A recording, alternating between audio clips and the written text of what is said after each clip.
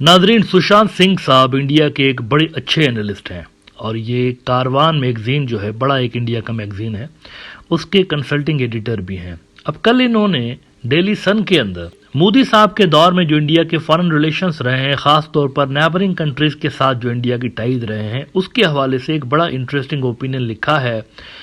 इसमें वो कहते हैं कि Modi's politics hinder neighbourhood ties. Recent events in Bangladesh show how the Hindu nationalist project has harmed India's regional interest. बहुत इंपॉर्टेंट बात है। इसमें उन्होंने बहुत वैलिड बातें कही हुई हैं कि ये जो मोदी की स्ट्रांग इमेज थी, इसने इंडिया के नेबरहुड के अंदर टाइज को मुतासर किया है और हिंदुत्व की जो नेशनलिज्म इंडिया के अंदर एक वेव चल पड़ी, इस वेव की वजह से इंडिया के जो अपने नेबरहुड में टाइज थे वो खराब हुए हैं। और साथ साथ उन्होंने एक अहम चीज की तरफ इशारा किया है। वो कहते हैं कि Modi's strong man politics have also shaped India's regional diplomacy while Modi maintains a silence on China's ingress on the disputed India-China border, India's smaller neighbors bear the brunt of his image building. China के साथ मोदी साहब वो नाम लेने से घबरा रहे होते थे, यानी जब ये गलवान का वाकया हो गया और इतना बड़ा इलाका इंडिया का हाथ से निकल गया, तो मोदी के मुंह से एक बार भी चाइना का लफ्ज नहीं निकला, चाइना उसने नहीं बोला, इतना बड़ा वाकया हो जाने के बावजूद। लेकिन जो दीगर नेबर्स हैं जो कि साइज के हिसाब से छोटे जरूर हैं, उनके ऊपर जरूर मोदी साहब अपना रोब जमाते रहे काफी अरसे तक। वो कहते हैं India launched a cross border raid in Myanmar in 2015 against transit camps of Indian insurgents. The same year it unleashed a trade blockade on Nepal when the latter declared itself a secular republic. इसके बारे में कई मरतबा बात करता रहा हूं कि ये ब्लंडर था मोदी का, ब्लंडर। 2015 में ताकत का नशा था 2015 में। पहली मरतबा प्राइम मिनिस्टर बने थे तो वो भी कॉन्फिडेंस था और ये समझ रहे थे कि ये हर हर्डल को अबूर कर लेंगे और बाकी जो है वो इनके नौकर बन के, बाकी जो भी मुल्क हैं जो ये बोलेंगे उसी तरह से करते रहेंगे। ये खुशफहमी इनके अंदर थी शुरुआती दिनों से लेके। Last year, Modi's supporters launched a campaign for Indian tourists to boycott the Maldives. ये भी आपने देखा, इसका कोई असर इसे पड़ा नहीं। मालदीव की जो टूरिज्म इंडस्ट्री है इस साल तो बल्कि रिकॉर्ड बिजनेस उन्होंने किया है। टूरिज्म इंडस्ट्री जो मालदीव की है इट्स बूमिंग। बहरहाल वो कहते हैं कि last year Modi's supporters launched a campaign for Indian tourists to boycott the Maldives after a diplomatic row when some Maldivian ministers allegedly criticized Modi. ना इसके अंदर जो चाइना वाली बात इन्होंने की है वो बहुत ही इंपॉर्टेंट है।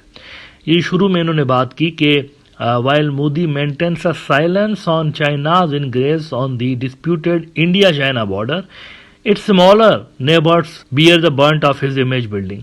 अच्छा, अब यहाँ पर इंडिया का जो बीजेपी का एक सीनियर नेता है और आरएसएस के भी जो गुरु माने जाते हैं आरएसएस के अंदर, उनमें से एक सुब्रमण्यम स्वामी ने पिछले दिनों एक स्टेटमेंट दी थी जिस पे हमने यहाँ बात की थी।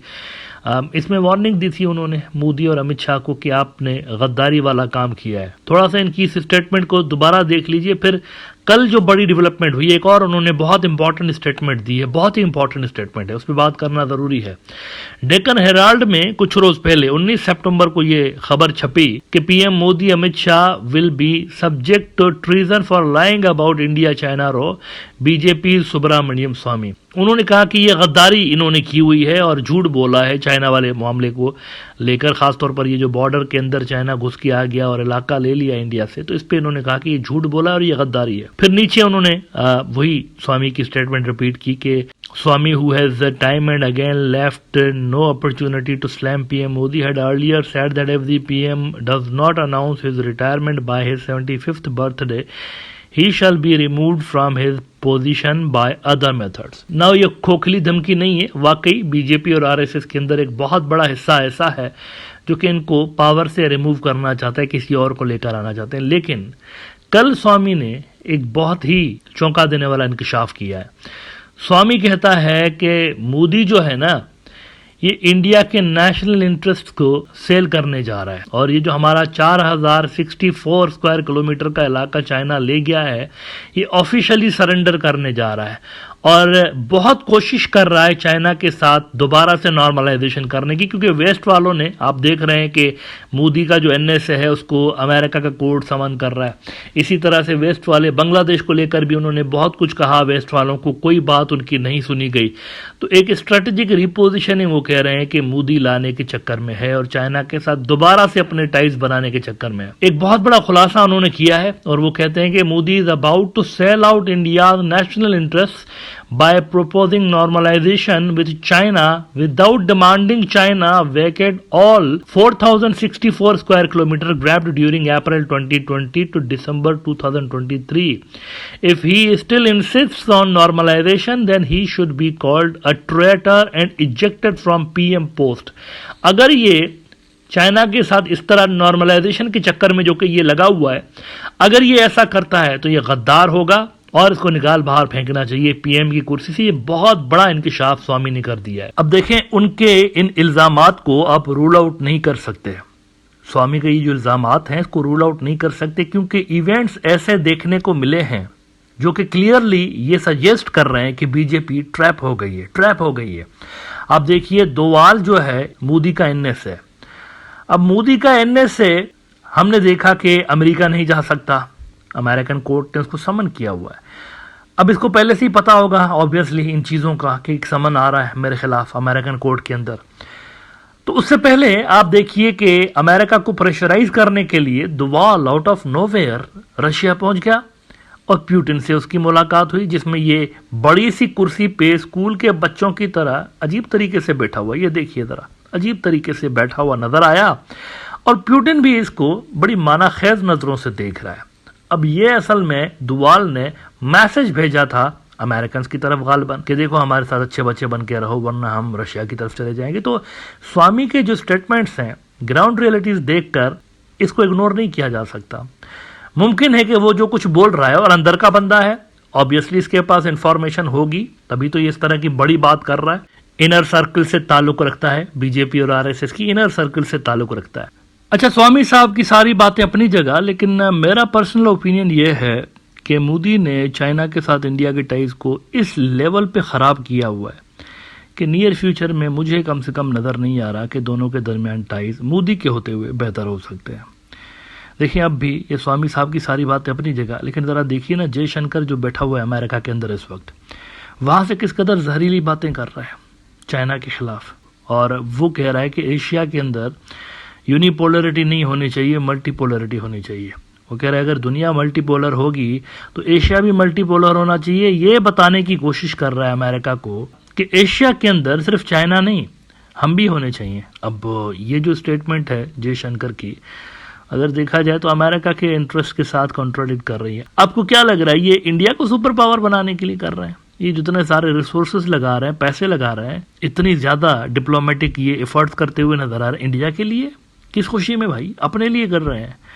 इंडिया सिर्फ वैसल स्टेट है। एनडीटीवी ने रिपोर्ट किया है कि until we can restore peace on border, Jaishankar on India China ties. इसमें वो कहता है कि I think the India China relationship is key to the future of Asia.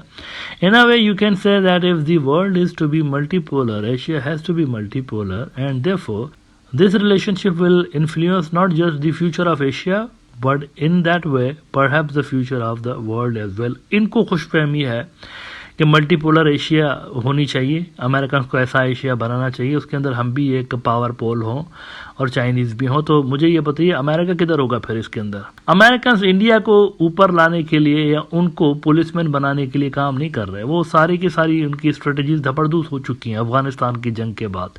वहां पर उन्होंने ऐसे ही कुछ करने की कोशिश की थी, इंडिया को पुलिसमैन बनाने का रोल दिया था उन्होंने रीजन के अंदर, लेकिन इंडिया ने मायूस किया उनको।